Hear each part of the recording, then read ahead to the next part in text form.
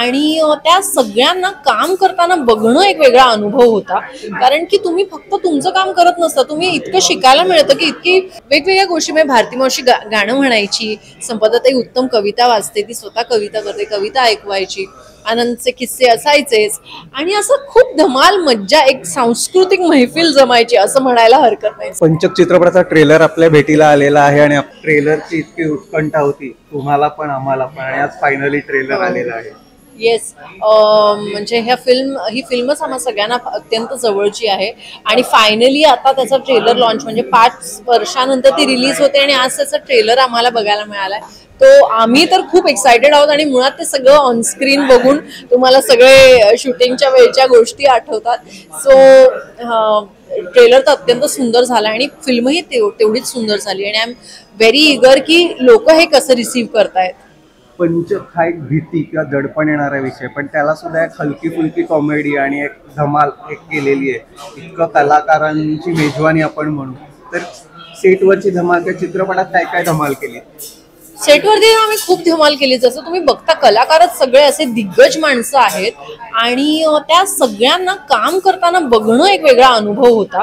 कारण की तुम्ही फक्त तुमचं काम करत नसता, तुम्ही इतकं शिकायला मिळतं की इतकी भारती मावशी, दिलीप सर, सतीश सर आणि आनंद इंगळे, सागर तळाशीकर, संपदाताई, अशी सगळी इतकी दिग्गज मंडळी होती आजूबाजूला.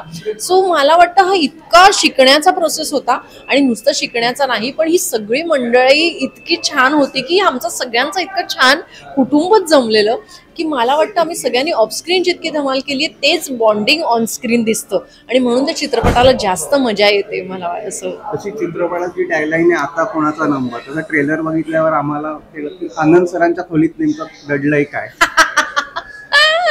आनंद सरांच्या खोलीत मी सांगते काय, जसं सेटवर आमची मैफिल जमायची तसंच शूटवरनं परत हॉटेलवर गेल्यावर आम्ही सगळीजण आनंदच्या खोलीत जमायचो आणि तिकडे ना नुसतं म्हणजे अर्थात सगळीजण छान मजा करायला जमायचे, पण वेगवेगळ्या गोष्टी. म्हणजे भारती मावशी गाणं म्हणायची, संपदाताई उत्तम कविता वाचते, ती स्वतः कविता करते, कविता ऐकवायची, आनंदचे किस्से असायचेच आणि असं खूप धमाल मज्जा, एक सांस्कृतिक मैफिल जमायची असं म्हणायला हरकत नाही. सो आनंदची खोली खूप फेमस झालेली कारण आम्ही सगळीजण तिकडे पडीक असायचो. नक्कीच. आणि माधुरी मॅडम या सिनेमाच्या प्रोड्युसर आहेत, त्या जेव्हा सेटवर आल्या तेव्हा किती धगधग होती? खूप धगधग होती, कारण की लहानपणापासून ज्यांना काम करताना बघितलंय आणि अचानक तुम्ही त्यांच्या चित्रपटातच काम करताय, म्हणजे त्यांनी निर्मिती केलेल्या चित्रपटात काम करताय, हे जरा पचवतोय की अचानक त्या एक दिवस सेटवरच येऊन येतात आणि तुम्हाला ऍक्च्युली त्यांना भेटायचा योग येतो. मला वाटतं ह्याच्यासारखी काय म्हणतात दुग्ध शर्करा योग नाही म्हणता येणार, कारण की इतकं छान वाटलं. बापरे, म्हणजे पहिलं तर काही सुचलंच नाही त्यांच्याशी काय बोलावं म्हणून वगैरे, कारण आपण माधुरी दीक्षित म्हणतात असंच होतं आपलं. सो आता आम्ही हळूहळू जरा नॉर्मलला येतोय आणि आताही त्यांना बघितलं तरी आम्हाला असं कंट्रोल करावं लागतं, पण आता आम्ही थोडे ओके आहोत. पण त्या दोघांनी ज्या पद्धतीने अत्यंत खूप पाऊस पडत होता जेव्हा आम्ही शूट करत होतो आणि तेव्हा त्या परिस्थितीत त्या आम्हाला सेटवर भेटायला आल्या आणि मुळात अशा फिल्मच्या पाठीमागे एक प्रोड्युसर म्हणून उभं राहणं मला वाटतं हीच मोठी गोष्ट आहे. So hats off to both of them की ते अशा एका उत्तम चित्रपटाची निर्मिती करतायत. पंचक हा खूप एक वेगळा विषय आहे, ज्याला आपल्या पुराणात आपण श्रद्धा अंधश्रद्धा असं दोन्ही गोष्टी ते केले. तुम्ही वैयक्तिक या विषयाकडे कसं बघता, श्रद्धा अंधश्रद्धा? मी खरं सांगायचं तर मुळात आपण प्रत्येकाच्या काही श्रद्धा असतात, अंधश्रद्धा असू नयेत ऑब्व्हियसली असं प्रत्येकाला वाटतं, पण आपल्याला तेव्हा कळत नसतं की ह्याला ही अंधश्रद्धेत मोडते का काय म्हणून वगैरे. सो मला वाटतं प्रत्येकाचा प्रत्येक गोष्टीकडे बघायचा एक दृष्टिकोन असतो. आपण त्याला म्हणू शकत नाही की हे चूक की बरोबर, आणि त्या परिस्थितीत माणूस कसा रिॲक्ट करेल हेही आपल्याला सांगू शकत नाही.